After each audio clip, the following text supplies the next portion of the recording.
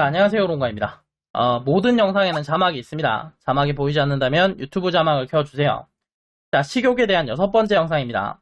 자, 지난 영상에서 우리가 비만이 되는 이유는 많은 음식을 먹기 때문인데, 많은 음식을 먹는 이유는 식욕에 문제가 생기기 때문이라고 했었죠. 식욕에 문제가 생기는 이유는 먹는 음식의 종류와 영양소 불균형 때문이라고 했었는데, 이 이야기 마지막에 몇 가지 질문이 나왔습니다. 야채, 과일을 충분히 많이 먹더라도 왜 탄수화물이 부족한 현상이 생기는지, 지방과 탄수화물을 함께 많이 먹는 게 가장 살찌는 조합이다 라는 이야기를 했었는데, 고기를 많이 먹고 있는 상황에서 탄수화물이 먹고 싶으면 어떻게 해야 되는지, 탄수화물이 먹고 싶은 욕구가 굉장히 강해서 먹으면 이성을 잃고 굉장히 많은 양을 먹을 것 같은데 이럴 때는 어떻게 해야 되는지, 자, 이번 영상에서는 이런 질문에 대해서 답변을 좀 해보려고 합니다. 앞에 영상부터 내용이 이어지고 있기 때문에 앞에 영상부터 순서대로 보시는 게 좋은데, 앞에 영상 보지 않으신 분은 오른쪽 위에 링크 나오고 있으니까 클릭하셔서 앞에 영상부터 순서대로 보시면 됩니다. 자, 첫 번째 질문. 야채, 과일을 충분히 많이 먹어도 왜 탄수화물이 부족한가? 이 질문을 이해하기 위해서는 지난 영상에서 제가 했던 이야기를 알아야 됩니다. 자, 지금 우리의 주식은 쌀이나 밀 같은 곡식이죠. 그래서 탄수화물을 상당히 많이 먹는데, 이거는 어디까지나 농경이 시작된 이후의 상황입니다. 농경이 시작되기 전에는 수렵으로 얻은 고기와 채집으로 얻은 야채, 과일을 주로 먹었는데, 야채, 과일은 탄수화물의 함량 자체가 낮고 채집의 특성상 많은 양을 먹을 수 없었어요. 농경으로 재배를 하지 않기 때문에 자연에서 알아서 만들어진 것을 찾아야 되는데, 대량의 야채, 과일을 발견하는 것 자체가 굉장히 힘든 일이고, 설사 발견한다고 하더라도 자동차 같은 운송수단이 없기 때문에 많은 양을 가지고 오지도 못했습니다. 이런 이유 때문에 원래 인류는 탄수화물을 많이 먹지 못했어요. 그런데 농경으로 곡식을 재배하게 되면서 처음으로 탄수화물을 많이 먹게 되었고, 많은 탄수화물에 적응하지 못해서 비만이라는 부작용이 생기고 있으니까 탄수화물 섭취를 줄여야 된다. 이게 지난 영상에서 제가 했던 이야기입니다. 자, 그런데 이 이야기가 맞다면 야채, 과일을 충분히 많이 먹으면 탄수화물이 부족하지 않아야 됩니다. 자, 앞에서 이야기했듯이 채집으로는 많은 양의 야채, 과일을 먹기가 힘들어요. 발견도 힘들고 가져오기도 힘드니까요. 자, 그런데 지금의 우리는 다르죠. 농경으로 대량의 야채, 과일을 재배하고 있고 자동차라는 운송수단이 있기 때문에 내가 원하면 매일 많은 양의 야채, 과일을 먹을 수가 있습니다. 자, 그러니까 야채, 과일만 먹는다고 하더라도 우리는 과거에 비해서는 훨씬 더 많은 양의 탄수화물을 먹을 수가 있습니다. 그러니까 이런 관점에서 보면은 탄수화물의 섭취량은 이미 늘어났고 따라서 부족할 이유가 없는 거죠.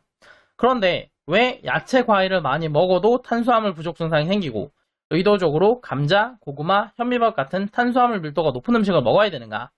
탄수화물의 사용량이 늘어났기 때문입니다. 자, 우리가 먹은 탄수화물은 주로 뇌와 근육에서 에너지로 사용이 됩니다. 그런데 이 두 가지는 모두 과거에 비해서 훨씬 더 많은 에너지가 필요해요. 과거 인류보다 현대 인류가 뇌가 더 많이 발달되어 있고 뇌를 더 많이 사용할 것 같긴 한데 근육도 그런가요? 활동량이 적은 현대인보다는 수렵 채집을 생활하던 과거 인류가 근육량이 더 많지 않나요? 발달한 근육의 종류가 달라요. 근육은 지근과 속근이라는 근섬유로 되어 있습니다. 지근은 순간적으로 낼 수 있는 힘은 약하지만 지속력이 좋다는 특징이 있고, 속근은 순간적으로 낼 수 있는 힘은 강하지만 지속력이 약하다는 특징이 있습니다. 그러니까 속근이 발달되어 있을수록 순간적으로 강한 힘을 낼 수가 있고, 지근이 발달되어 있을수록 지구력이 굉장히 좋다는 거죠.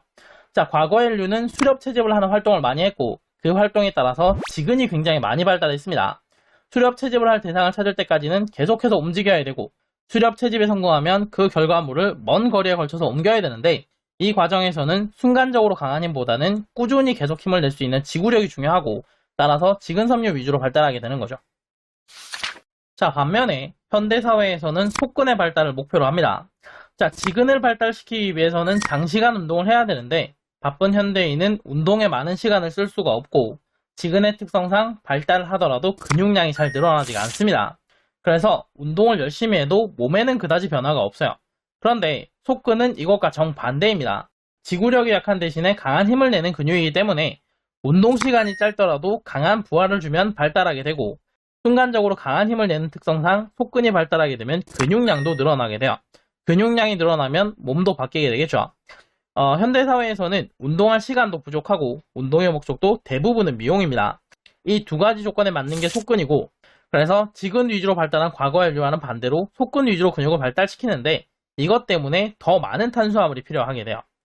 순간적으로 강한 힘을 내야 되는 속근의 특성상 탄수화물을 많이 소모하고 이것 때문에 애초에 속근에는 지금보다 더 많은 탄수화물을 저장할 수가 있습니다. 자, 더군다나 과거에는 탄수화물을 구하기 힘든 만큼 단백질과 지방도 구하기 힘들었습니다. 그래서 단백질의 섭취량이 많지도 않았고 섭취 칼로리도 지금보다는 적었습니다. 활동량과 운동량이 많다고 하더라도 단백질이 부족하면 근육량이 늘어나지 않고 근육량이 늘어나더라도 꾸준하게 칼로리가 공급되지 않으면 근손실이 생기죠. 자, 그러니까 현대 인류는 과거 인류에 비해서 근육량 자체가 많고 그 근육도 탄수화물의 사용량과 저장량이 더 많은 속근 위주로 발달하기 때문에 근육에서 저장하고 사용하는 탄수화물 양이 과거 인류보다는 훨씬 더 많아요.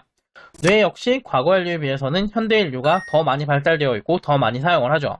자, 그래서 뇌를 많이 사용하거나 활동량, 운동량이 많은 사람의 경우에는 야채, 과일만으로는 탄수화물을 충족하기 힘들어서 탄수화물 부족 증상이 생길 수가 있습니다. 몸에 힘이 없어서 운동, 활동을 하기 힘들어하거나 억지로 해도 쉽게 지치고 생각하는 걸 힘들어해서 멍하니 있는 경우가 많아요.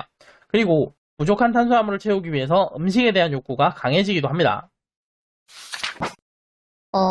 제가 탄수화물은 야채, 과일만 먹고 있는데요. 야채, 과일만 먹으니까 탄수화물이 부족한지 배가 불러도 뭐가 먹고 싶고 폭식 욕구가 계속 생깁니다. 그런데 제가 지금 고기를 꽤 많이 먹고 있거든요. 지난 영상에서 탄수화물과 지방을 함께 많이 먹는 게 가장 살찐다는 이야기를 하셨는데 고기를 많이 먹고 있는 상황에서 탄수화물을 먹었다가 살이 찔까봐 너무 걱정이 됩니다. 저는 어떻게 해야 될까요? 자, 그렇게 되기 위해서는 탄수화물을 먹더라도 먹는 고기의 양에는 변화가 없어야 됩니다. 그런데 실제로 그렇진 않아요. 고기를 많이 먹고 있는 지금의 상태가 아니라 그 전 단계를 생각을 해봅시다. 처음 식단을 시작했을 때부터 고기를 많이 먹지는 않았을 거예요. 그런데 식단에 탄수화물이 부족해서 식욕이 높아지는 현상이 생겼고 탄수화물을 먹으면 살찐다는 생각 때문에 고기를 더 많이 먹는 선택을 했고 그 결과로 고기를 많이 먹는 지금의 상태가 된 거죠. 실제로 탄수화물의 섭취를 제한하는 케토제닉 식단을 하는 사람 중에는 고기를 너무 많이 먹어서 고민이라는 사람이 꽤 있습니다. 그런데 케토제닉을 그만두고 식단에 고구마를 추가해서 먹으면 원래 먹던 고기의 절반도 먹지 못하고 남기는 경우가 대부분이에요. 자, 애초에 고기를 많이 먹은 이유가 탄수화물 부족으로 인한 식욕 때문이었는데 탄수화물을 먹으니까 식욕이 사라지고 고기를 많이 먹지 못하게 되는 거죠.